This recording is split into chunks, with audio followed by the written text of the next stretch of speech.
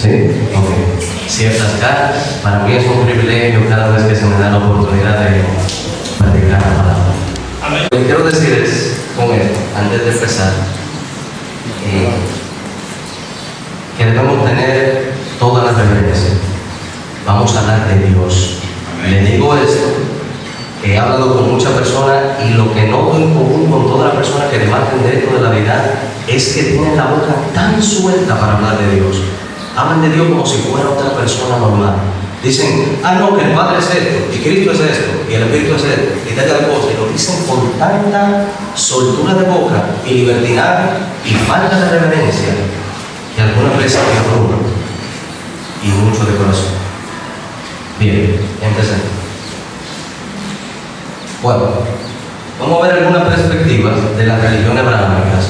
Las religiones abrahámicas son todas las que comparten por lo menos el hecho de que creen en el Dios Jehová, ¿verdad? Ya ves, aunque sea de diferente forma. Porque vamos a hacer un rápido recorrido sobre esto. Solamente para enseñarles que esto de la deidad y de que si son tres, son dos, son uno, cuántos son, no es verdad presente. Eso no es algo que surgió ahora, o que está pasando ahora, o que es un movimiento que hay de hermanos que ahora están como que teniendo una nueva verdad. No, esto se lleva debatiendo siglos. Desde el principio, desde mucho tiempo lleva eso debatiéndose entre católicos, judíos, musulmanes y así sucesivamente. Bueno, vamos a ver algunas cosas en común que tienen. Lo que sí tienen en común todas estas religiones es que ellos creen que es uno, eterno, omnipotente, ¿verdad? Omnisciente y así sucesivamente, ¿verdad? Que está lleno de justicia, benevolencia y se interesa en el beneficio de sus criaturas. Ahora vamos a hablar de la perspectiva judía sobre Jesús. Esta, por mucho, es la peor de todas. Como ustedes comprenderán, ¿verdad? Los fariseos se encargaron de pisotear el nombre de Jesús hasta el día de hoy, lo más posible para que no sea reconocido. Dice, se considera que Jesús fue el más influyente y en consecuencia el más dañino de todos los falsos profetas. Eso para los judíos. Dado que la creencia judía tradicional es que el Mesías aún no ha llegado y que la era mesiánica aún no está presente, concluyen el rechazo total de Jesús como Mesías o de ellos creen que no cumplió ninguna profecía y que no es un ser divino ni nada por el estilo. Bien, la idea de Dios en el judaísmo es, completamente opuesta a lo que es una dualidad o trinidad. Ellos piensan que Dios es uno solo y el Padre, ¿verdad? Ellos no creen en Cristo. Y del Espíritu Santo, ellos piensan que es el Ruach HaKodesh, que es simplemente como un viento de Dios, una presencia astral que sale de él, que flota, una especie de fuerza, ¿verdad? Ok, seguimos. Ahora vamos a ver esta parte de la religión abrahámica en Islam. Bien, en el Islam, para resumir rápido, la perspectiva de Jesús es que Jesús es un profeta. Jesús es como Mahoma, un hombre que se inspiró, un buen profeta, que no tenía ninguna divinidad, ni que nunca proclamó ser Dios, nunca dijo, mire, yo soy Dios, a mí hay que adorar, y así sucesivamente. Bien.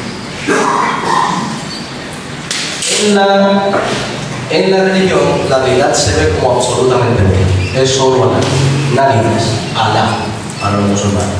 No hay ni Jesús, ni Espíritu. Bueno, para los musulmanes, el Espíritu Santo viene siendo como el ángel Gabriel, el Espíritu de Dios. Como que es un espíritu que trabaja para Dios y viene siendo el ángel Gabriel. Bien, ¿por qué yo les enseño esto, hermano? Porque ahora nosotros vamos a una perspectiva que se relaciona mucho con el problema que está sucediendo recientemente, con las ideas que están recientemente siendo compartidas como que es la verdad. Bien, el ateísmo. ¿Alguno aquí ha escuchado hablar sobre el ateísmo? ¿No me mencionar? Sí, aún escuchado. No adrianismo, que vi a Adriano, arrianismo. Bien. Básicamente eso salió de un hombre que era católico, se llama Mario, y él creía que Dios Padre y Dios Hijo no habían existido juntos por siempre, sino que era una creación del Padre, Cristo, en algún momento, la mejor creación que salió del Padre. Y ellos apelaban a varias citas como Proverbios, cuando habla de que la sabiduría que el Señor la instituyó, salió en algún momento, y desde el principio, y así sucesivamente. Bien. Ellos no creen en la doctrina tradicional de la Iglesia Católica, la Trinidad, y rechazan que el Padre, el Hijo y el Espíritu Santo son uno mismo ser, y así sucesivamente. Bien. ¿Por qué es importante esta perspectiva del arrianismo? Porque tenemos dos cosas. Lo primero es que los arrianos no creen que Cristo sea eterno. Ellos creen que es una producción de Dios, algo que Dios creó, una criatura, igual que nosotros. Lo segundo es que de alguna forma Cristo, por ser criatura, es inferior al Padre. No tiene su misma posición, como se dice que es uno con el Padre y es tan alto como el Padre, y así sucesivamente. No. Esa no sola, vayan teniendo en cuenta esas cosas. Es inferior al Padre, no es eterno, y también ellos no contemplan que el Espíritu Santo sea un ser autónomo, independiente y personal. Ellos creen que también es una especie de fuerza, influencia o algo astral. ¿Qué tiene que ver el arrianismo y el adventismo? Bueno, vamos a ver. Pero yo quiero, mis hermanos, yo no sé si ustedes alcanzan a ver, que presten mucha atención a lo que yo voy a leer, y presten atención a la fecha. 1868. Eso fue como 5 años después de que saliera el mensaje de salud, recientemente. Todavía no se conoció bien. El mensaje de salud fue sacado en el 1863. Ahí fue la primera vez que se inspiró a la sierva de Dios. Ahora, ¿qué sucede?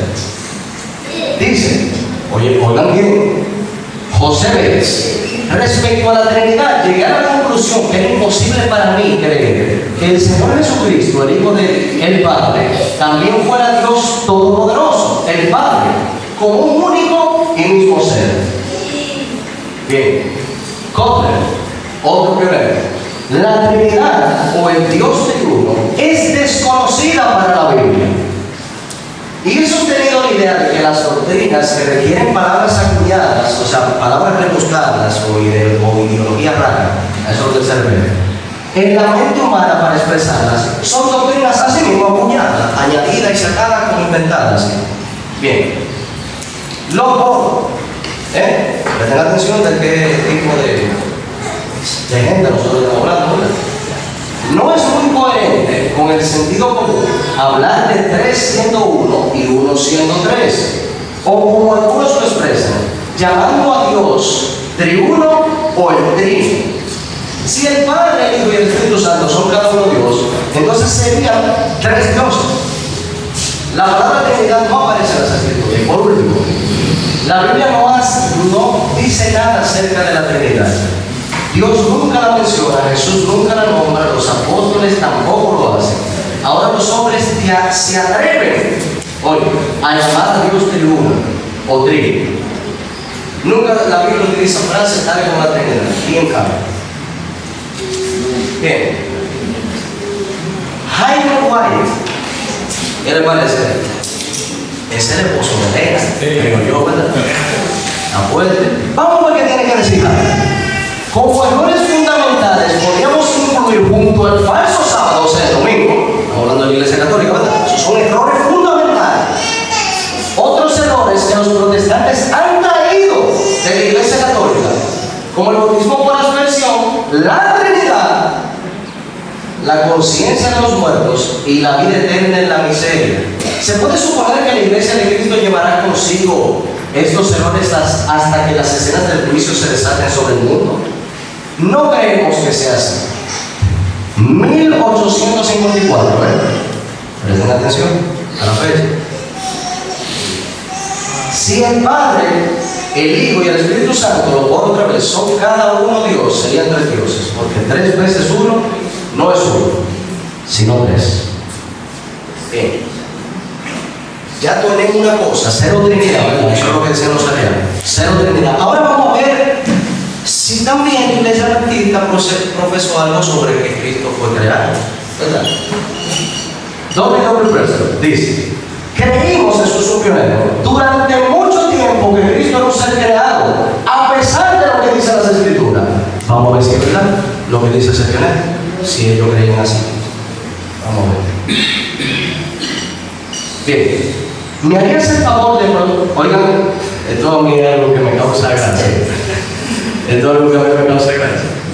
Porque a mí me gusta porque humaniza en parte a los pioneros. Nos damos cuenta de que eran gente falible, gente que cometían errores. Oigan, ¿qué le preguntaron a Urias Smith? A Urias Smith lo vamos a agarrar infragante aquí ahora mismo. Miren lo que le preguntaron a Urias Smith en un par de preguntas. ¿Me harías el favor de proporcionarme aquellas escrituras que claramente dicen que Cristo es un ser creado? Oigan lo que dijo en respuesta, Urias Smith. Te equivocas al suponer que los adventistas del séptimo día enseñan que Cristo fue creado alguna vez. Al contrario, ellos creen que fue engendrado del Padre y que correctamente puede ser llamado Dios y adorado como tal. Vamos a ver entonces. ¿Quién dice ahí? ¿Qué nombre dice ahí? Urias Smith. Él es el principio de la creación de Dios. No es el que comienza, sino el principio de la creación. Es el que, el primer. Pero Urias me dijo ahorita, tú te equivocas si tú piensas que los adventistas alguna vez dijimos eso. Dice que Cristo no se creado.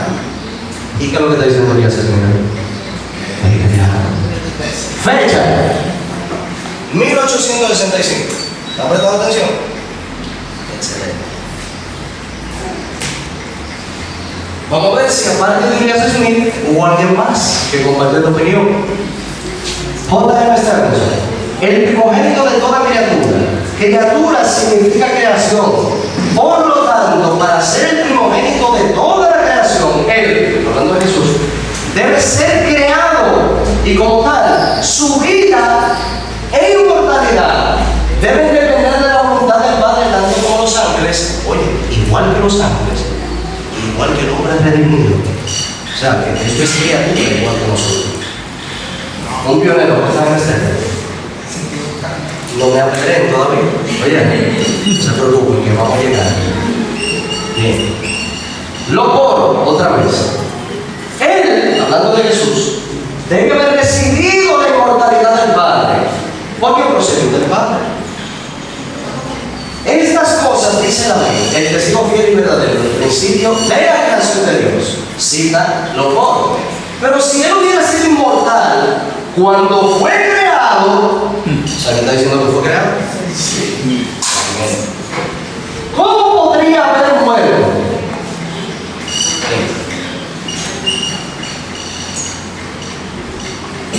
La última, para que ya descanse. La pregunta que se debe considerar ahora es: si este augusto personaje es autoexistente y eterno en su sentido absoluto, o sea, completamente, como igual que el Padre, o ilimitado, o si en su naturaleza más elevada en carácter tuvo un origen y por lo tanto un principio de días. O sea, que Cristo tuvo un comienzo, no es eterno. La idea de Padre y Hijo, ¿qué supone? Que uno fue primero y después salió el otro, porque uno es Padre y el otro es Hijo, ¿verdad? Decir que el Hijo es tan antiguo como su Padre es una contradicción evidente de los términos. Si los escritores inspirados hubieran querido transmitir la idea y la coexistencia y la eternidad del Padre y el Hijo, bueno, entonces ellos no podrían haber utilizado términos más incompatibles, ¿verdad? Los intentos de conciliar la idea de que el Hijo es propiamente eterno, al igual que el Padre, son dos ideas absolutamente irreconciliables. La idea de un Hijo eterno es una contradicción de sí mismo. Fecha 1854, ¿eh? Tengan en mente. ¿Cómo fue la verdad en el adventismo? Progresiva. A través de los años se fueron corrigiendo muchos pensamientos, muchos errores, Presten atención a la flecha. Bien. Dice W. Preston, la cita completa. Durante mucho tiempo creíamos, eso es un pionero, lo que pasa es que él vivió un chismá que Elena, ¿verdad? Elena murió y él vivió un chismá.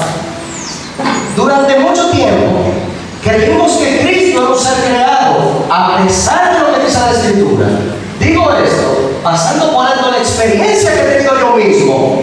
O sea, que él también lo pensaba. Así, en un tiempo. Entonces él, como los otros pioneros, tenían ese pensamiento, el incluido. Seguimos. Digo esto, pasando por alto la experiencia que he tenido yo mismo en este asunto. Este uso acomodado de términos que hace la deidad sin eternidad no es mi concepción actual. Ay, 1919. Fue un poco de huevo, ¿verdad? Sí. Ok. No es mi concepción actual del Evangelio de Cristo. Creo que se queda corto en toda la idea expresada en las Escrituras. La deidad implica eternidad. Si es Dios, debe ser eterno, ¿verdad? O si es Dios, debe estar debajo de algo, como el tiempo. Dios está por encima del tiempo. Amén. Si no tiene esas características, no puede ser Dios. ¿Está diciendo algo coherente? Aquí el pionero. Ahora, ¿están más contentos? Claro. Ahorita estamos como medio. ¿Y qué es lo que está diciendo? Vamos al asunto. Téngame paciencia. Bien, la propia expresión lo implica. No puede ser la Escritura y tener la idea de deidad sin eternidad. Amén. Bien, vamos a ver lo que dice la sierva de Dios. 1906. Cristo era esencialmente Dios. ¿En qué sentido? ¿En qué sentido? En el sentido más elevado. Gloria a Dios. No era que, no, en el sentido de que el Padre lo puso. No, en el sentido más elevado, Cristo era esencialmente Dios. No titularmente. Un título. Que el Padre lo puso y dijo, mira, en serio. En esencia, Cristo era Dios. Él estuvo con Dios. ¿Desde cuándo? De la eternidad. Toda la eternidad. Dios es todo. Bendito por siempre jamás. El Señor Jesucristo, el divino Hijo de Dios, existió desde toda la eternidad. Una persona distinta, pero uno como el Padre. ¿Qué decía el otro pionero? Que la idea de un hijo eterno es medio como que se contradice. ¿Cómo ve que dice la sierva de Dios? Cristo es el persistente, autoexistente, que existe por sí mismo. No es que la inmortalidad obtuvo del Padre, como decían los pioneros anteriormente, no. De Él, de su esencia. Al hablar de su persistencia, Cristo lleva a la mente a través de edades, sin fecha, sin límite, no hay orden. Es un Dios infinito. Amén. Amén. Él nos asegura que nunca hubo un momento en el que no estuviera en íntima comunión con el Dios eterno. Aquel a cuya voz los judíos estaban escuchando en ese momento había estado con Dios como uno criado junto a Él. El Hijo es, W. Preston, 1919, es coeterno con el Padre. Algunas personas dicen que esa expresión se la inventaron ahora. Pues, ahorita que ningún pionero había dicho eso. ¿Miren ahí? El Hijo es coeterno con el Padre. Eso no impide que Él sea el Hijo unigénito de Dios. Hay una contradicción. No hay contradicción al decir que el Hijo es coeterno con el Padre y sin embargo el Hijo unigénito del Padre. Vamos a dar una conclusión a esto. Termina W. Preston diciendo claramente, en un Padre eterno y en un Hijo eterno, las ideas, miren, por esto fue que al principio yo dije que hay que tener reverencia cuando uno habla de Dios. Porque algunas veces uno quiere tratar a Dios como si fuera un ser humano igual que nosotros. De que, no, porque mi papá me parió y él era viejo, entonces yo soy su hijo y tengo que ser más joven. Nosotros estamos hablando de seres por encima de toda la creación. ¿Qué es lo que nosotros pensamos a quienes nos estamos refiriendo? Como que las leyes de nosotros aplican para ellos. Claramente, en un Padre eterno y en un Hijo eterno, las ideas de más viejo y más joven no tienen cabida. Se está hablando de dos seres eternos. Ahí no hay tiempo, ahí no hay antes, ni que Él fue después. Ellos están por encima de esos conceptos. Bien, al elevar la concepción de filiación fuera del tiempo hacia la eternidad, estos elementos, que lo había mencionado, de más viejo, más joven, siempre presentes en padres e hijos humanos, desaparecen de inmediato. Cuando desaparecen, ¿queda alguna concepción esencial para nuestra idea de filiación? Sí, claramente plasmada en Juan capítulo 5 y el versículo 26, y otras afirmaciones expresas de los labios de Cristo que describen su propia relación con Dios. Bien, vamos a darlo sin parar. Vamos a ir a esta cita. Hay una cita que se utiliza mucho para dar esa idea de como que Cristo es un ser tal vez no creado, pero que el Padre, no sé, lo engendró, no sé cómo ellos creen, lo que creen es fue que el Padre le dio la existencia, pero como que lo metieron algún tiempo. Y esta es la cita. Dice: Dios amó tanto al mundo que engendró a su Hijo unigénito, no un hijo por creación como los ángeles, ni un hijo por adopción como lo es el pecador perdonado, sino un hijo engendrado a imagen expresa de la persona del Padre y en toda la brillantez de su majestad y gloria. Bien, vamos a tomar un tiempo para digerir eso, ¿verdad? Ahí Elena, vamos a pensar primero en qué Elena no está diciendo. Elena no está diciendo que porque Cristo no fue adoptado como el pecador arrepentido ni fue creado, ella no está diciendo que entonces Cristo, el Padre lo engendró como una mamá engendra a un niño. No, Elena no está diciendo eso. Ella está diciendo engendrado a imagen expresa. ¿En qué sentido? En toda la brillantez y majestad y gloria. Hay otra cita que Elena lo explica mucho mejor. En esta dice: antes de que Cristo viniera, que era como igual a Dios, ¿verdad? Y no estimó ser igual a Dios y se despojó de eso, ¿verdad? Era igual a Dios. Antes de que Cristo viniera en semejanza de hombres, Él existía en la imagen exacta de su Padre. O sea, como una copia. En la imagen expresa de toda su brillantez y su gloria. Él no consideró el ser igual a Dios como algo a que aferrarse. Sin embargo, voluntariamente se despojó de sí mismo y tomó la forma de siervo. Ahora, ¿qué pasó cuando Cristo se humana? Y Él pierde esa imagen que Él tenía, que en ese sentido Él era hijo de Dios, porque era la imagen exacta de su Padre. ¿Qué pasa? Dice Elena, en su encarnación obtuvo en un nuevo sentido el título, porque hay alguna persona que para esa persona es tabú esa palabra. Título, ¿cómo título? ¿Cómo un título? Dice la sierva de Dios, el espíritu de la profecía. En su encarnación obtuvo un nuevo sentido el título de Hijo de Dios. Ahora, ¿cómo? El Hijo del Hombre. El ángel le dijo a María: el poder del Altísimo te cubrirá con su sombra, por lo cual el santo ser nacerá, será llamado Hijo de Dios. Bien, para cerrar esto, Cristo es declarado en las Escrituras como el Hijo de Dios. Desde toda la eternidad, Él ha sostenido esta relación con Jehová. Antes que los cimientos del mundo fueran colocados, Él, el Hijo unigénito de Dios,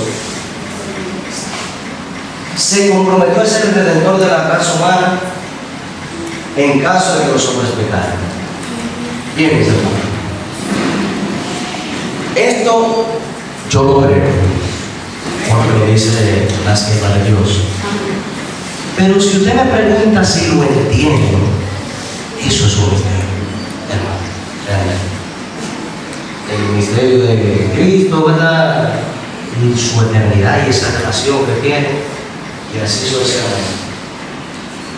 Elena dice: hay luz y gloria en la verdad de que Cristo era uno con el Padre antes que se pusiera el fundamento del mundo. Esta luz que brilla en un lugar oscuro, haciendo resplandecer con una gloria divina y original, esta verdad infinitamente misteriosa en sí misma, explica otras verdades misteriosas e inexplicables de otro modo. Mientras esté envuelta en luz, inaccesible, incomprensible. Antes que se formaran los montes y que fueses engendrado la tierra y el mundo, incluso desde la eternidad hasta la eternidad, tú eres Dios. Gloria a Dios.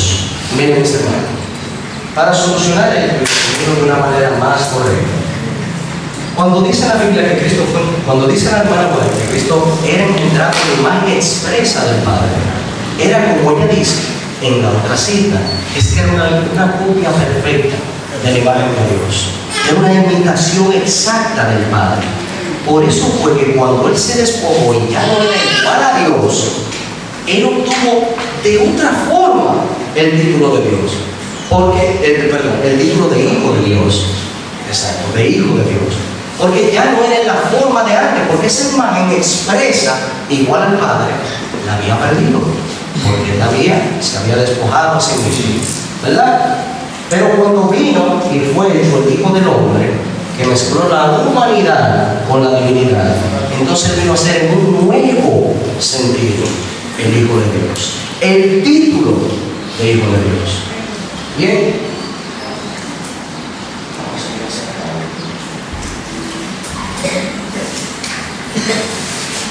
Ok. Y vamos a resolver un pequeño dilema. Yo vi que cuando estábamos cantando el himno,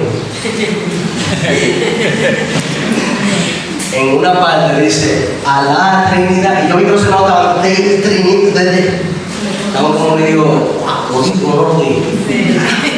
Fuerte. Bien.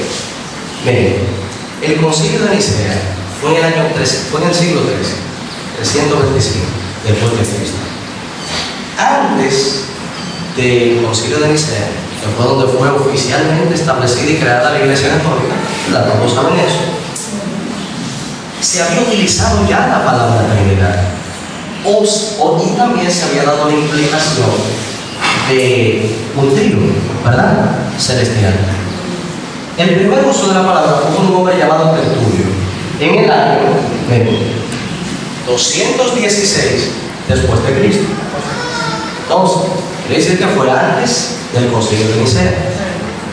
Dice: de hecho, creemos que hay un solo Dios, pero creemos que bajo esta dispensación, o como decimos, oconomia o economia, también hay un hijo de este único Dios, su palabra, que procedió de Él y a través del cual se hicieron todas las cosas, y sin Él nada hubiese sido hecho. Bien.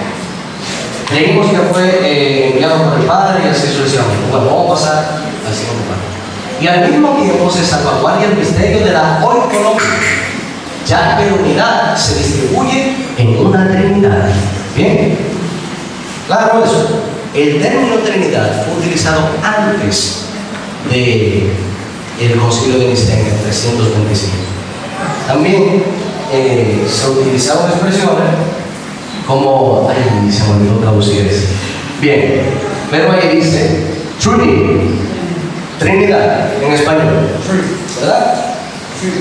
Año 181, ¿verdad? Antes del concilio de Nicea. Ya personas que eran cristianas en ese tiempo, que se le llaman, padres, se le llaman padres de la fe cristiana, porque básicamente fueron después de que Cristo existió, después de que murieron los apóstoles, los que quedaron, ¿verdad? Y se tiene el registro de ellos. Bien, eso es un pequeño paréntesis para explicar. Esa expresión, la Iglesia Católica no tiene un copyright divino sobre ella. La palabra Trinidad simplemente significa tres en uno. Pero no se preocupen, que a medida que avancemos en el tema, ustedes se van a sentir mucho más cómodos y interesantes. Amén. Así que vamos a hacer esa parte. Ok. Ahora vamos al punto. ¿Cuál es el problema real de la Trinidad? Porque leímos citas más atrás sobre los pioneros y que decían, que no puedo creer eso de la Trinidad, no, eso es una fantasía. Bien, si ustedes se fijan, en todas las cosas que ellos dicen con respecto a la Trinidad, en ningún momento ellos dicen, el problema que yo tengo con la Trinidad es que ellos creen que el Espíritu Santo es una persona. No, en ninguno de esos. Pero ellos utilizan esa cinta para decir, mira, los pioneros no eran trinitarios, ellos no creían en el Espíritu Santo. Ese es el problema que ellos tenían con la Trinidad.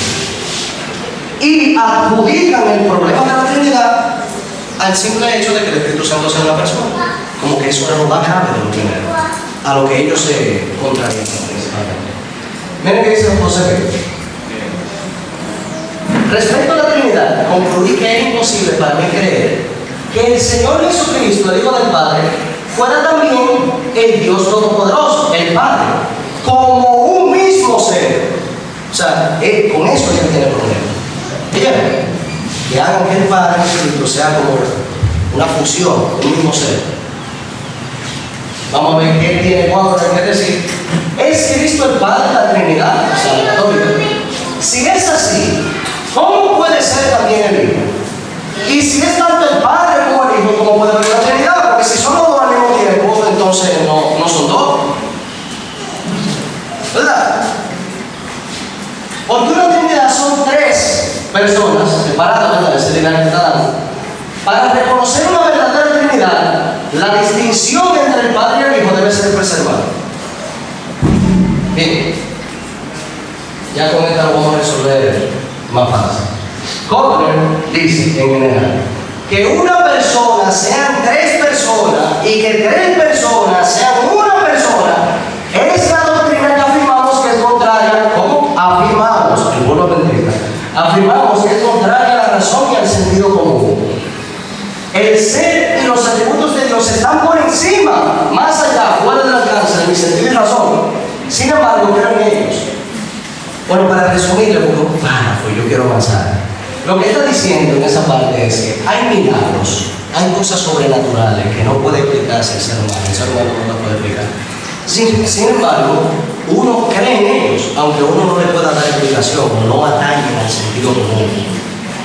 Pero la idea de que tres son uno y uno son tres, aunque se escuche que tampoco atañe al sentido común, es absurda.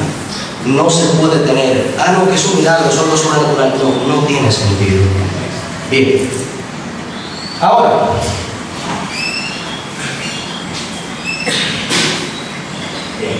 antes de entrar en materia real, que es la parte que yo creo que me va a gustar más, vamos a resolver una expresión.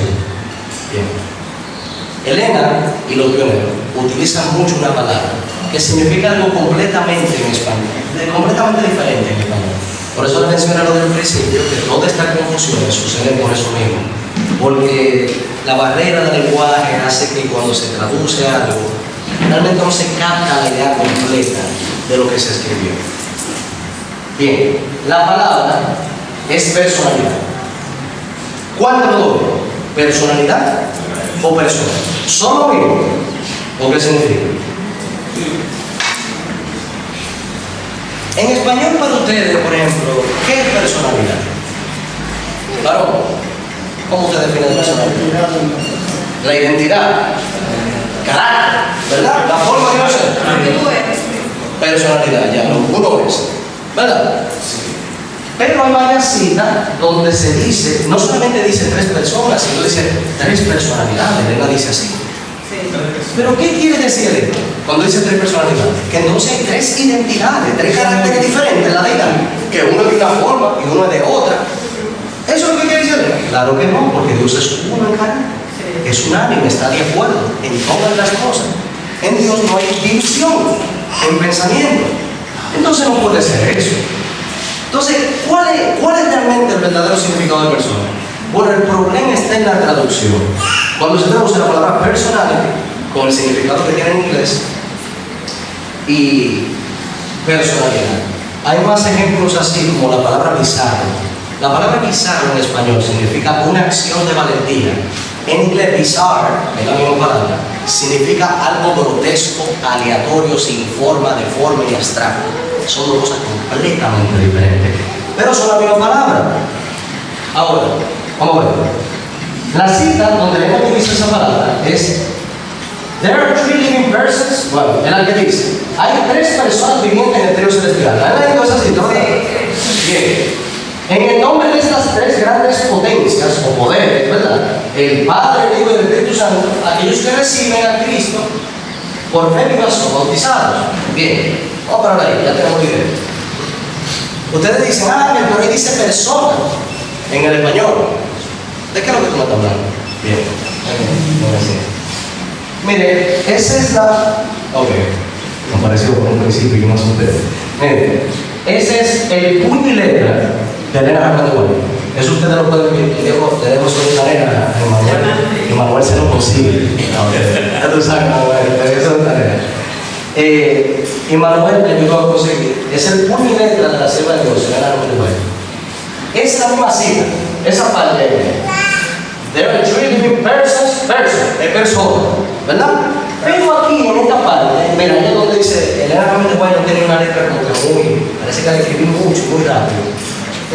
No se entiende mucho. Pero ahí dice persons. Ahí. Persons. Ustedes ven que ella corrige aquí arriba y escribe algo chiquito. Lo que ella escribe allá arriba es ality. O sea, que ya no cambió. Ahí realmente no dice persons. Ahí dice personality. Y muchas de las personas que son anti-trío celestial, que no creen en el Espíritu Santo, dicen: no, mira, ahí no dice persona, ahí dice personality. Es diferente. Bueno, vamos a ver que si es diferente o qué significa. Bien, hay un diccionario que es contemporáneo del inglés que se utilizaba en el tiempo de Elena, que es el inglés antiguo. En el inglés antiguo hay mucha diferencia en el inglés moderno, porque antes, cuando usted decía que una persona era gay, era que era muy contenta y feliz y alegre. Ahora, si a ustedes dicen gay, usted como que no se va a sentir muy bien, ¿verdad? ¿De cómo yo gay? Bueno, bien, aquí está en inglés, lo que sepan inglés y lo que tengan vista 2020, porque yo sé que está chiquito, lo pueden leer. Dice: personalidad, sustantivo, aquello que constituye a un individuo como persona distinta. No, pues yo prefiero que ponga personalidad. Entonces, así está más claro. ¿Sí o no? Ahora que está claro, es aquello que constituye a un individuo como persona distinta. Entonces, cuando Elena dice tres personalidades, son tres individuos y que son tres personas distintas entre ellas. Más claro que ahí no puede estar, pienso yo. Yo pienso que fue fundamental esa corrección que Elena te dio, mira, en ese tema. Creo que ella quiso cimentar y aclarar que se trataba de tres personas distintas. Amén. Vamos a seguir. Yo creo que están como más lindos, están más felices, están más contentos. Bien.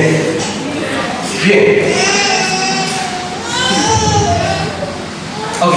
Y si a ustedes les cabía duda con la palabra persona, ustedes dicen: persona, personality.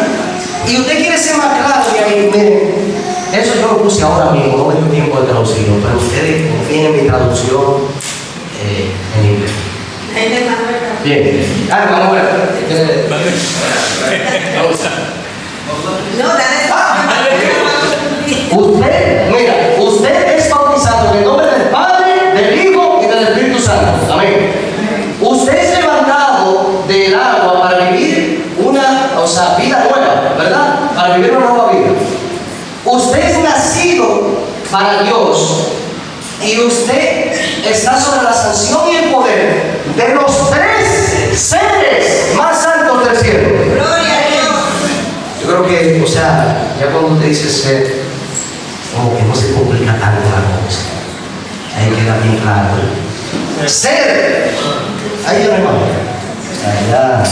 Usted si no lo entendió ahí, bueno, hay problema aquí en el corazón. Bien.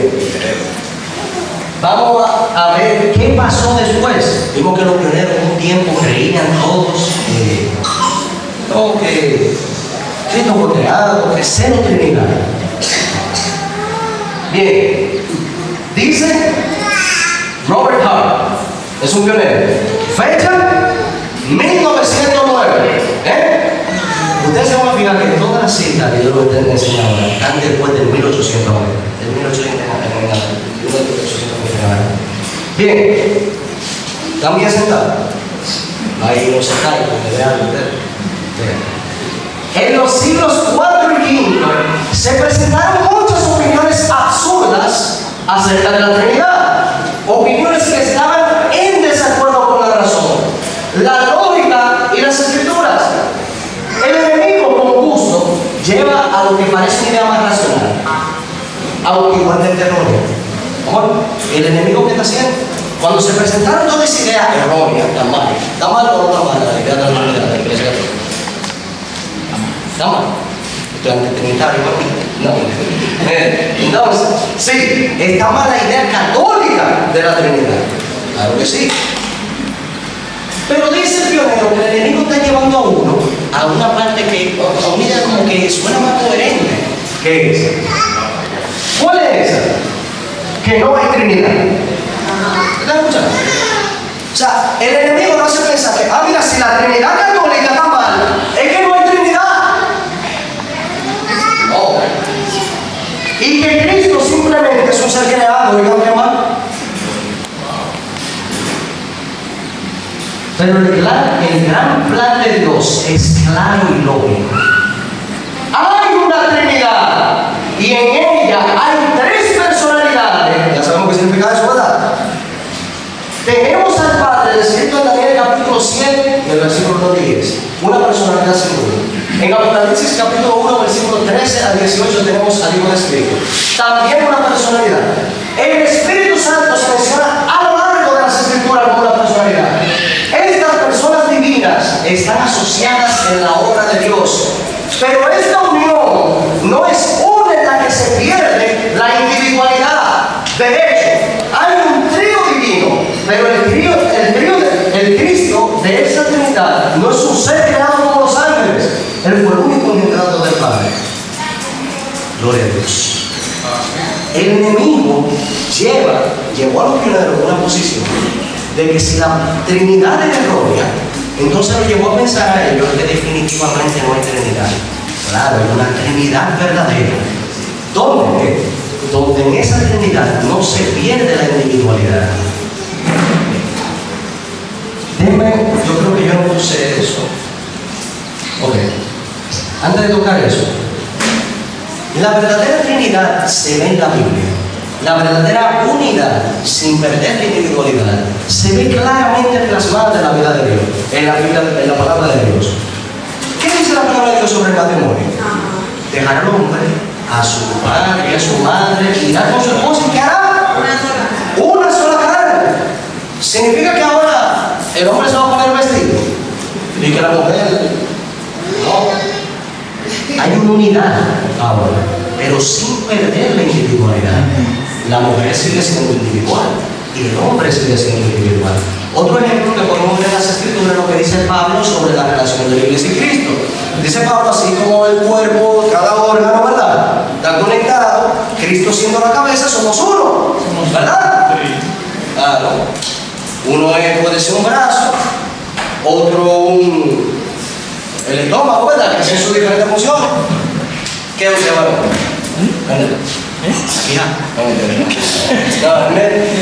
Entonces, cada uno es uno en Cristo. Y el último ejemplo, y el más sagrado para mí de todos, y el que más resuelve es el ejemplo de Cristo. Cuando Cristo dijo, Padre, yo quiero que Dios sea uno, así como tú y yo somos uno. A mí lo explicó perfecto. Porque mira, usted tiene dos aplicaciones de aquí para allá y de allá para acá. ¿En qué sentido?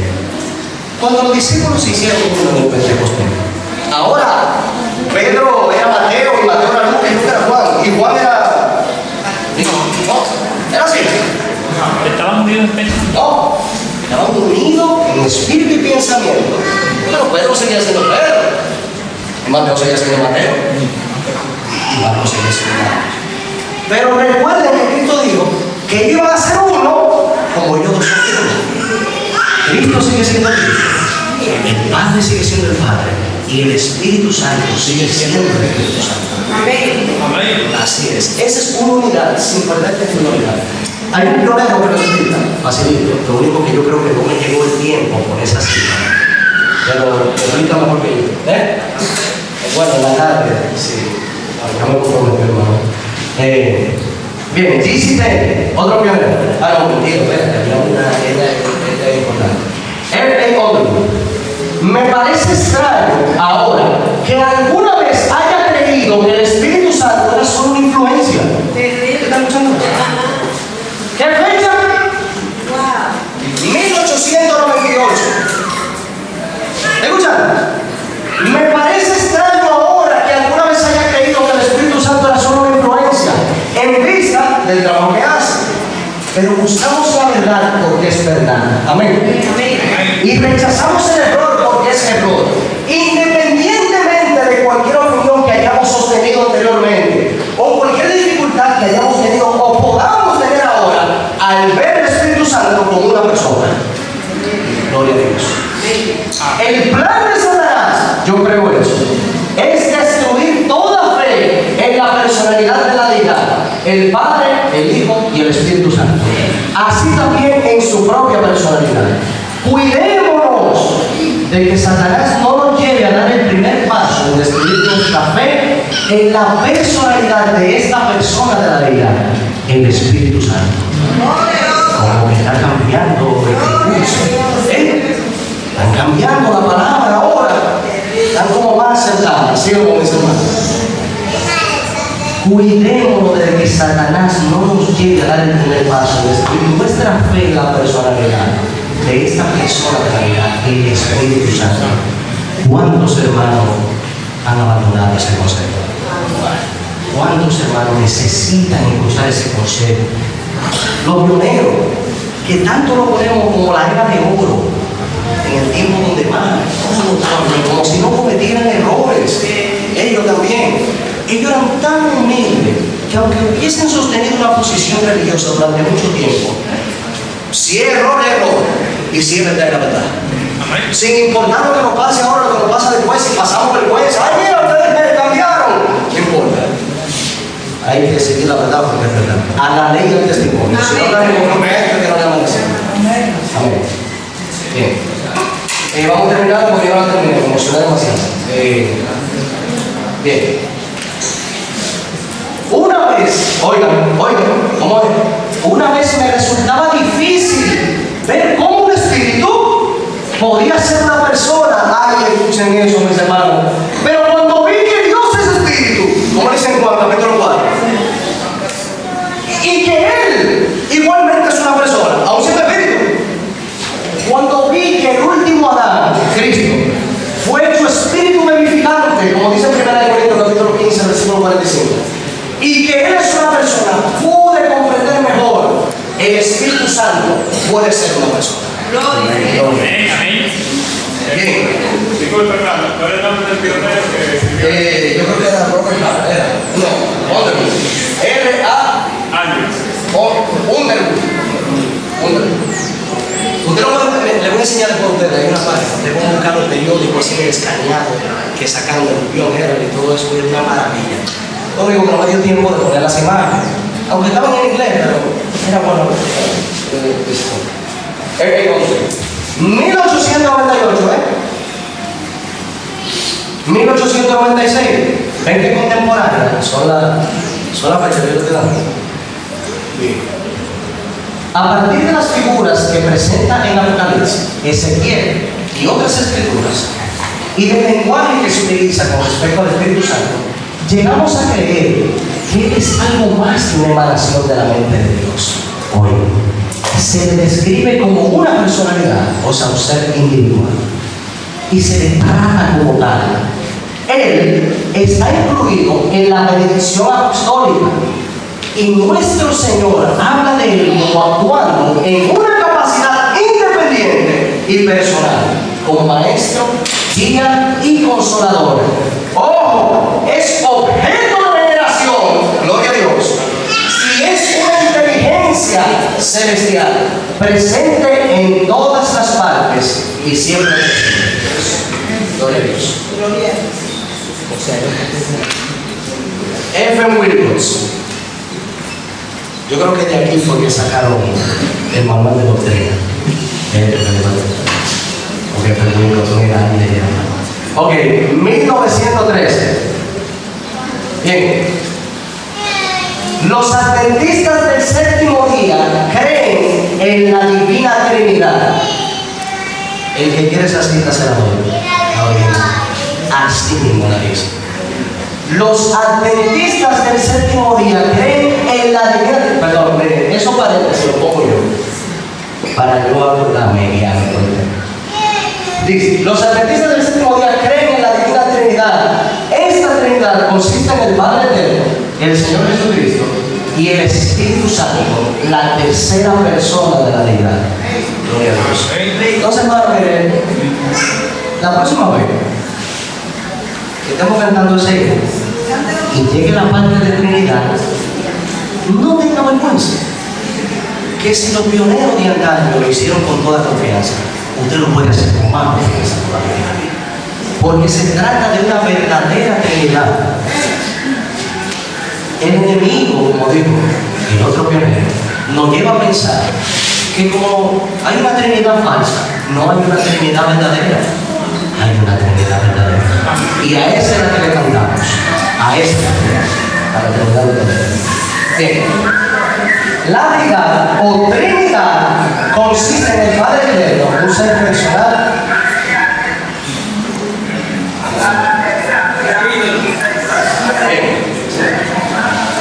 Bien. La deidad o Trinidad consiste en el Padre Eterno, un ser personal y espiritual, omnipotente, omnipresente, omnisciente, infinito en sabiduría y amor. El Señor Jesucristo, el Hijo del Padre Eterno, a través de quien todas las cosas fueron creadas y a través de quien se lleva a cabo la salvación de las fuerzas perdidas. El Espíritu Santo, la tercera persona de la deidad, el gran poder regenerador en la obra de redención. Reconocemos la divina Trinidad, el Padre, el Hijo y el Espíritu Santo, cada uno con una personalidad distinta y separada, pero uno en naturaleza y propósito. Están unidos en esta unión infinita que el apóstol Santiago habla de ellos como un solo Dios. Esta unidad divina es similar a la unidad que existe entre Cristo y el creyente y entre los diferentes creyentes en su comunión con Cristo Jesús. Gloria a Dios. Bien. A.T. Jones. No me voy a decir nada. Déjame decir una cosa, ustedes. Si ustedes se leen esa cita completa, eso no es completo. Hermano, la ley de la salud. La ley de la salud. A.T. Jones, Alonso de Jones. ¿Por quién fue en la historia? Bueno, Alonso de Jones fue uno de los pioneros más importantes en sostener el pilar de la verdad que nos iba a llevar a nosotros a que el mundo ya no estuviese como está hasta ahora.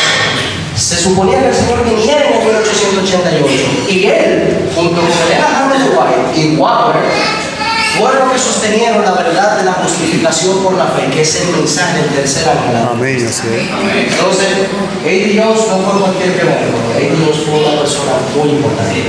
Bien, esa cita completa es una cátedra, solamente A.T. Jones explicando por qué el Espíritu Santo es un ser personal. Esa cita, ustedes deberían comérsela, ustedes deberían buscarla. Agarren bien la cita, subrayenla, pónganla en el traductor y léanla, porque el único problema es que tienen inglés. Dice, el Espíritu Santo es una persona. Esta verdad no es reconocida, de hecho, no es creída por más que unos pocos, incluso entre los cristianos. O sea, hablando del pueblo, en ese tiempo eran pocos que estaban empezando ese movimiento, empezando a creer en la verdadera Trinidad. Bien, el Espíritu Santo es una persona, eternamente una persona divina, y siempre debe ser reconocido y hablado como una persona, o no es verdaderamente reconocido o hablado en absoluto. Santo es no otra cosa que una persona viva que habla, divina y eterna, exactamente como Cristo es una persona y como Dios es una persona. Es así, verdaderamente. Yo se voy a pasar la información por ustedes. Es una maravilla. Bien, es enlace, el Padre, el Hijo y el Espíritu Santo son uno y reciben ¿qué? Los tres. ¿No quepa duda? Reciben adoración. Cada uno representa a todos los demás miembros de la Trinidad. ¿De qué? ¿Cómo fue? ¿Desde la qué? Porque hay algún hermano que todavía está como que...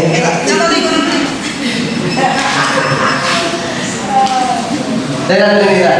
Gabriel era solo un ángel llevando un mensaje de la gran Trinidad del cielo y no podía recibir la oración.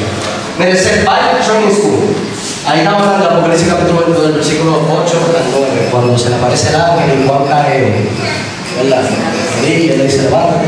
Eso es un comentario de la Biblia de ese caso, que no un de la iglesia. Eso era una revista de la iglesia bíblica. Bien. Ok, ahora vamos con una adoración. Volvemos a ver a este personaje, Urias Smith. Vamos a ver qué tiene que decir Urias Smith ahora en el 1896. Le están preguntando un par de preguntas a Urias Smith si respalda las Escrituras el elogio o la adoración del Espíritu Santo. Oigan qué responde. En la fórmula del bautismo, el nombre Espíritu Santo se asocia con el del Padre y el del Hijo. Y si el nombre puede usarse de esta manera, ¿por qué no podría estar adecuadamente como parte de la misma Trinidad? En el himno de alabanza, alabamos al Padre, al Hijo y al Espíritu Santo. Bueno, yo creo que en Urias Smith hubo una reforma también. Bueno, gloria a Dios. Vamos a ver qué dice Elena Ramírez White. Eso es un himno en inglés. Ahí, el himnario de ese tiempo. Dice: dediquémonos a Él con todo lo que somos y con todo lo que tenemos. Y luego todos podremos unirnos para entonar el himno. Alabado sea Dios, de quien proceden todas las bendiciones. Alabad de todas las criaturas aquí abajo. Alabad de ejércitos celestiales. Alabemos al Padre, al Hijo y al Espíritu Santo. ¿Qué dice ahí?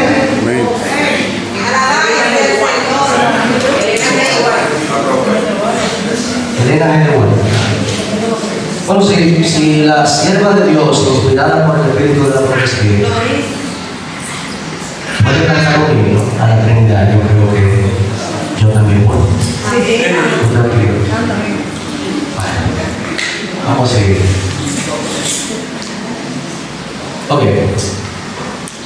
El Creador es el único ser digno de recibir la adoración.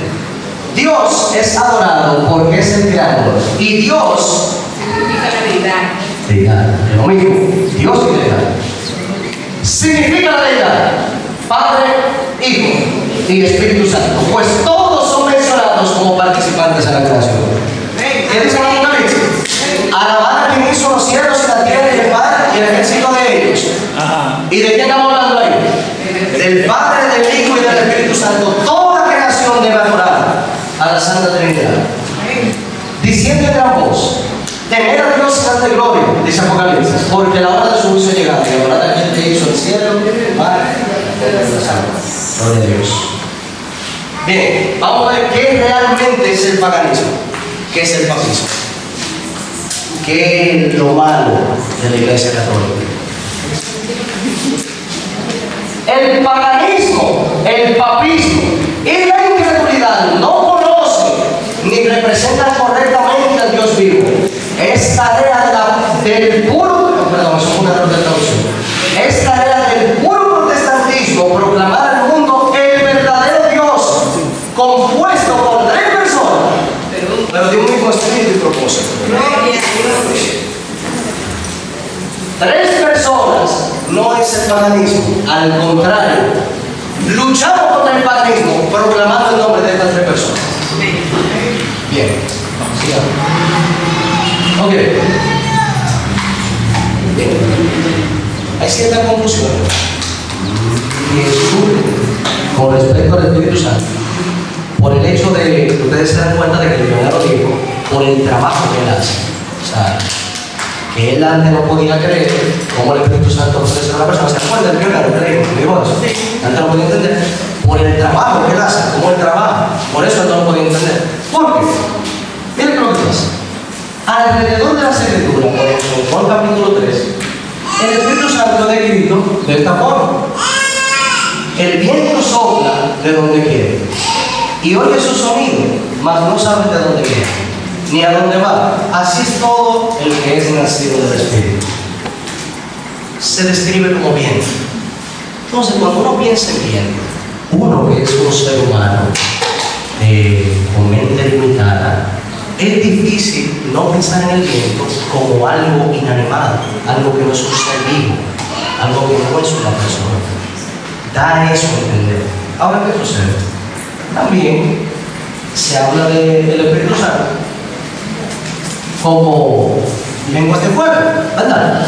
En la Biblia, cuando viene el viento, ¿verdad? Y entra como torbellino a la casa donde estaban los discípulos orando y adorando, aparecieron lenguas de fuego por encima de su cabeza. Cuando los fariseos blasfeman contra el Espíritu Santo, diciendo que Cristo sacaba demonios en nombre de Beelzebú, ¿verdad? Perdón. Le dice Cristo en una parte: si yo saco demonios en nombre de Beelzebú, entonces ¿en qué nombre lo hacen los hijos de ustedes? Pero si yo saco demonios por el dedo de Dios, entonces la salvación ha llegado a usted, ¿verdad? El Espíritu Santo se está hablando en ese contexto de toda esa cita, hablando de que se ha blasfemado contra él. Y está escrito el Espíritu Santo en esa cita. ¿Cómo qué? El dedo de Dios. Como el dedo de Dios. También, ¿verdad? Un dedo. Y eso da una idea que uno dice: wow, ese simbolismo complicado da a entender como si no fuese una persona. Pero déjeme decir, hermano, que el Espíritu Santo no es el único que se debe centrar con las Escrituras. ¿Ustedes saben a quién más? A Cristo. Vamos a ver. Yo necesito que me ayuden aquí. ¿Quién tiene la Biblia? Bien, búsquenme Isaías, el capítulo 53 y el versículo 1. Yo sé que se va a pasar, pero búsquenlo como quieran para que se escuche. Juan, capítulo 1, versículo 1. Y otro búsqueme, 1 Corintios, el capítulo 1 y el versículo 24. Otro busque, Juan, capítulo 10 y versículo 9. ¿Quién tiene Isaías? 53, capítulo 53. Dice: ¿quién ha creído en nuestro anuncio? ¿Y sobre quién se ha manifestado el brazo de Jehová? El brazo de Jehová. ¿De quién está hablando en ese capítulo? Jesús. De Jesús. ¿Y cómo se expresa Isaías de Jesús? El brazo de Jehová. Quiere decir que cuando Cristo descendió aquí a la tierra como humano, el Padre se quedó sin un brazo. No, para nada. Puede ser. Es un simbolismo para expresar que Cristo es el medio de Dios para alcanzar la humanidad. Amén. Para salvarla con un brazo, para alcanzar, hacer ese puente entre Dios y el hombre. ¿Verdad? ¿Quién tiene Juan 1:1?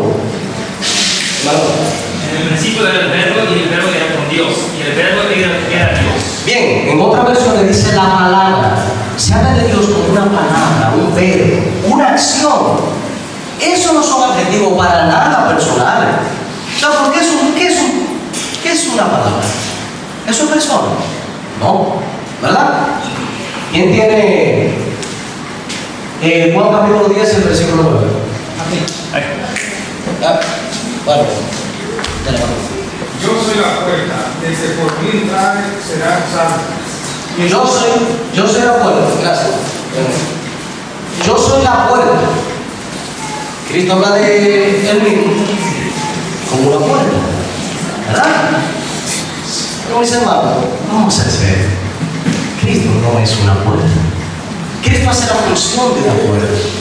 Y Cristo simbólicamente trabaja como una puerta. Pero Cristo dice, yo estoy a la puerta y llamo, si alguno oye mi voz y abre la puerta, entraré, cenaré con él y él cenaré conmigo. Cristo no se toca a sí mismo. ¿Usted se imagina una puerta tocando una puerta? No. Cristo es, ¿cómo dice la cita hermana? ¿La tiene ahí de dormir? Así, aquí está. Yo soy la puerta y si por mí entrar será salvo. Y entrará y saldrá y hallará paz. Así mismo. Cristo es un medio por el cual nosotros entramos en la gracia de Dios. Amén. Que por medio de él nosotros alcanzamos la paz y la salvación y perdón de nuestros pecados. Todos esos simbolismos son utilizados y que Cristo mismo se lo adjudica a él. Cristo dice que él es el pan de vida. ¿Usted cree que usted es el único que estaba confundido con eso? ¿O que se ha confundido con eso? Pan de vida, Cristo. No. Los discípulos también. Cuando Cristo le dice lo del pan de vida que descendió del cielo, ¿usted sabe qué le dijeron los discípulos después de Cristo? Señor, danos siempre de ese pan. Cristo le tuvo que especificar a ellos: yo soy ese pan. Yo soy el pan de vida. También cuando Cristo le dijo, cuidado de la levadura de los fariseos, los discípulos le dieron miedo a él. Nos dio una puya porque se nos olvidó conseguir pan. Los discípulos como que pensaban mucho en comida, ¿verdad? Parece que andaban alguna vez con hambre. Entonces, se utilizan esos simbolismos alrededor de toda la Escritura para hablar tanto del Espíritu como de Cristo. Cristo se dice que es el león de la tribu de Judá, que es el cordero que quita el pecado del mundo. Pero Cristo realmente en esencia no es ningún animal. Dice que Cristo quería juntar al pueblo como la gallina junta a los pollitos. Pero no era que Cristo no pone huevos. No tengamos nuestra mente en una dimensión tan reducida de lo que es Dios, sino que contemplemos la solemnidad de la palabra que sale de su boca, entendiendo realmente el lenguaje a lo que se refiere el Señor cuando dan estos ejemplos muy solemnes. Entonces, vamos a entrar en materia. Cristo individual, Espíritu individual.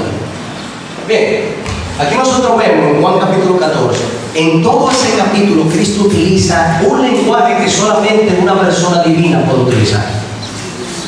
Una persona que es parte de la deidad solamente puede utilizar esta forma de hablar. Y bueno, ¿quién más adecuado para eso que el mismo Cristo, verdad? Dice en Juan capítulo 14, versículo 7: si me conocieseis, también a mi Padre conoceríais, y desde ahora le conocéis. Y la misma. Felipe le dijo, confundido, ¿verdad? ¿Está confundido Felipe? Señor, muéstranos al Padre y nos basta. De la misma manera, Cristo ya está hablando del Padre como otra persona, ¿verdad? Y está hablando de Él. El discípulo, a sabiendas de que él sabe de que el Padre es una persona y Cristo es otro, le dice a él que le muestra al Padre. Por otra parte, más adelante, cuando Cristo está hablando del Espíritu Santo, dice: y yo rogaré al Padre y os dará otro consolador para que esté con vosotros para siempre. Él no solamente está hablando del Espíritu Santo como otra persona, sino como alguien que lo va a sustituir a él en su lugar. Sí. Pero miren qué pasa después. Después pasa algo que deja en confusión a muchas personas con ambos. Luego de que Felipe le dice: Señor, muéstranos al Padre y nos basta. Mira lo que le dice Cristo: tanto tiempo que estoy entre vosotros, Felipe, y no me ha conocido. ¿No me ha conocido Felipe? El que me ha visto a mí, ha visto al Padre. ¿Cómo pues dices, muéstranos al Padre? Cristo no dice tanto tiempo que Él está entre vosotros, Felipe. No, dice tanto tiempo que estoy yo. Cristo se apropia de la persona del Padre y habla como si fuera Él mismo, ¿verdad? Eso es lo que Cristo está haciendo aquí. Y hasta le está reprochando. Pero ¿y cómo entonces tú me dices para al Padre? ¿Pero aquí? ¿Sí o no? Lo que está pasando. Bien. Igual con el Espíritu, que acaba de decir, yo Padre dará otro consolador. Cristo está diciendo que otro. De la misma manera, después viene Cristo, después de decir, dice, no os dejaré huérfanos, vendré a vosotros. No dice, mira, pero ¿cómo entonces, Cristo? Tú al Padre, pero después vuelve y dará otro, pero no es otro, eres tú mismo y entonces tú vas a volver. Hay un mangú, mira que tremendo, Bien, esto se resuelve con una simple cita. Pablo, en una de sus cartas, bueno, creo que es Pablo, que en Cristo se halla la plenitud de la deidad. En Cristo se halla la potestad para él representar tanto al Padre como al Espíritu Santo. Nos vamos a detalle ahora. Miren, una de las citas que yo digo, mira, que fue más mal traducida, fue la cita de la historia de la redención, cuando el Padre convoca a los ángeles y presenta a Cristo. Porque miren, bien, vamos a leer, después yo lo explico. Miren qué sucede. ¿Por qué Cristo puede decir así mismo? Y que tanto tiempo que estoy entre vosotros, yo no lo conocéis. El que me ha visto también es el Padre. Él le explicó. Dice, el gran creador convocó a la hueste celestial para conferir un honor especial a su Hijo, en presencia de todos los ángeles. El Hijo estaba sentado en el trono con el Padre, y la multitud celestial de santos ángeles se congregó a su alrededor. El Padre entonces reveló que había ordenado que Cristo, su Hijo, fuera igual a Él mismo, de modo que donde quiera que estuviera la presencia de su Hijo, era como su propia presencia. Amén. Miren, en español ustedes saben cómo dice, que donde quiera Cristo esté, Él estará también. Eso parece que lo que quiere decir es que Cristo va a estar ahí, el Padre va a estar al lado de Él ahí. Pero en inglés dice, it's gonna be as His own presence, como su propia presencia está ahí. Y lo que dice el Espíritu, Cristo dijo acerca del Espíritu, Él me glorificará. Así mismo como glorificó Cristo al Padre por la demostración de su amor, así el Espíritu habría de glorificar a Cristo, revelando al mundo las riquezas de su gracia. De la misma manera que Cristo se apropia de la presencia del Padre y de su personalidad. Y cuando le pregunta a Cristo, ¿dónde está el Padre? Aquí, dice él. Así mismo es el Espíritu Santo con Cristo y viceversa. Porque es una unidad de Dios, en el cual cada uno se representa al otro. ¿Quedó claro? Amén.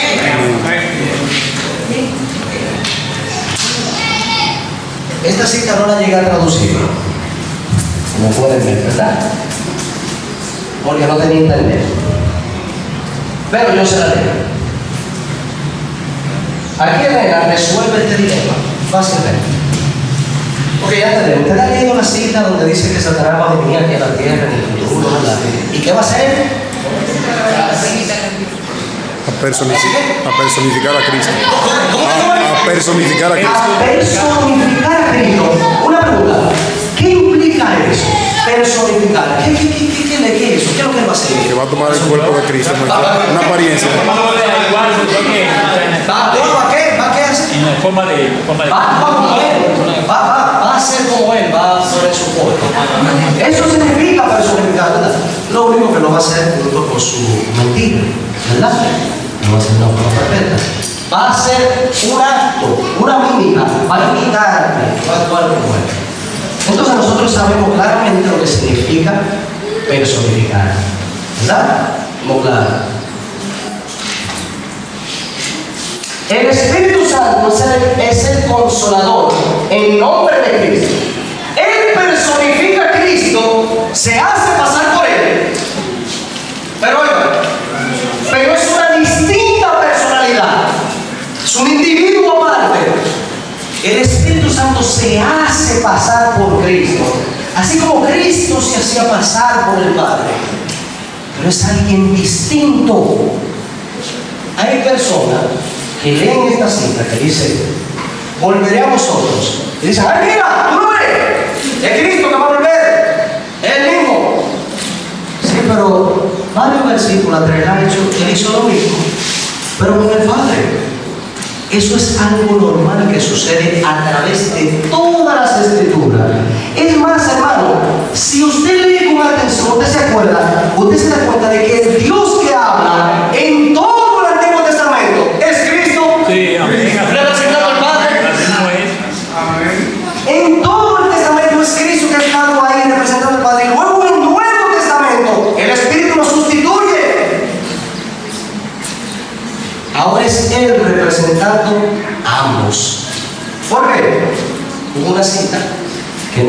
yo no llegué a poner. Pero ¿por qué pasa? Cristo, dice Elena, estorbado por la humanidad. Ustedes se lo saben, es así, ¿verdad? Él no podía estar en todo lugar personalmente. Hay hermanos que escuchan esta cita y dicen, o sea, los mismos hermanos que dicen que no es eterno, ahora lo defienden y que, no está diciendo que no es omnipresente. Se no estamos que eterno tampoco, van igual el ser. Bien. Sí, Cristo ya no es omnipresente, pero no es que Él no tiene la capacidad de ser omnipresente. Él es capaz de ser omnipresente, pero Él decide no ser. Desde eso jamás sucede en la Escritura, por supuesto que sí. Cuando Cristo nació aquí en la tierra y se convirtió en un bebé, Él teniendo su divinidad, siendo omnisciente, que lo sabe todo, y omnipotente, tuvo que volver a aprender a caminar, a leer y a hablar. Cristo vivió tal cual un hombre humano normal y común. Dios puede limitar su poder cuando Él lo decide. Entonces Cristo es estorbado por la carga que Él tiene al ser nuestro sumo sacerdote, que no la puede abandonar. Es más, ¿usted sabe que Cristo también lo puede hacer? Porque Él no decide hacerlo. Hermano, Él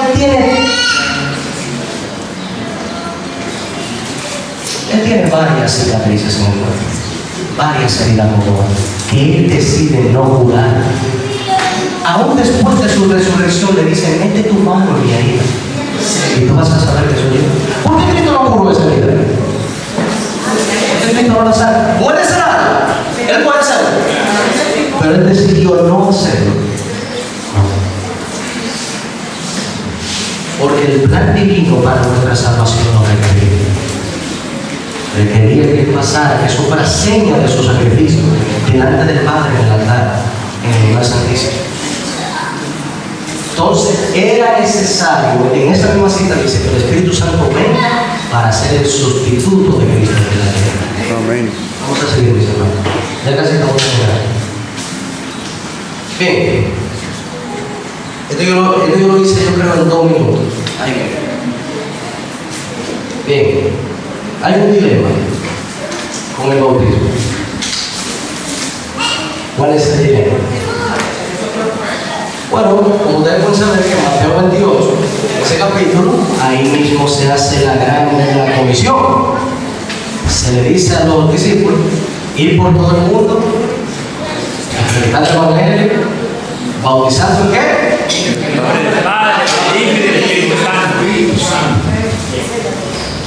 Esa cita no conviene, porque esa cita no solamente personifica al Espíritu, sino que reivindica su posición como Dios. Amén. Entonces muchos hermanos recurren a esta versión de la Biblia, K2, israelita mesiánica, que se saca las traducciones de yo no sé dónde, porque no tiene ninguna base del griego original, para nada. Ahora lo vamos a demostrar. En esa versión dice, por lo tanto vayan a ser talmidín, bautismo, a gente de todas las naciones, dándoles la inversión en mi nombre. Muy diferente. Él no dice Padre, Hijo y Espíritu Santo. Bien. ¿Por qué pasa esto? ¿Por qué hay esta confusión? Porque los discípulos no bautizaban en el nombre del Padre, del Hijo y del Espíritu Santo, sino que ellos bautizaban en el nombre de Jesucristo. Ahora, varón, ¿hay un problema con bautizar en el nombre de Jesucristo? ¿Hay un problema en bautizar en el nombre de Jesucristo? ¿Hay un problema? ¿Está mal? En Jesucristo está mal. La Biblia dice 3. Está mal. No está mal. La Biblia dice 3. No está mal, ¿no? Porque aquí en la vista los 3 están.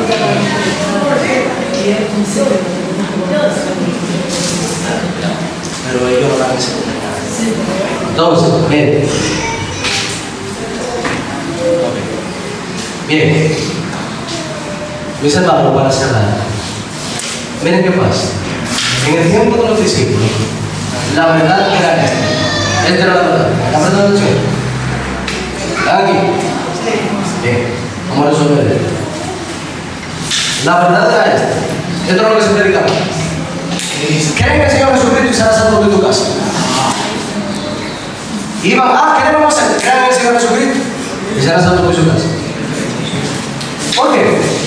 Porque recientemente el acontecimiento presente, actual, fresco, es que Cristo fue rechazado, crucificado y aún resucitado, no reconocido por su pueblo. Entonces el trabajo de los discípulos era decir, una de las primeras cosas por las que mataron a Esteban, ¿qué fue? Que dijo, a ese ustedes lo mataron, culpa de ustedes, y ustedes mataron a ese que era escogido, que era enviado, apedreado. Es el mensaje. Y por eso mataron a Esteban. Esa era la verdad presente. Entonces toda la persona que decía, ¿ustedes conocen a Jesucristo? Amén. Bautizado en el nombre de Jesucristo. No hay problema en bautizar en el nombre de Jesucristo. ¿Realmente? No. ¿Saben cuál es el problema?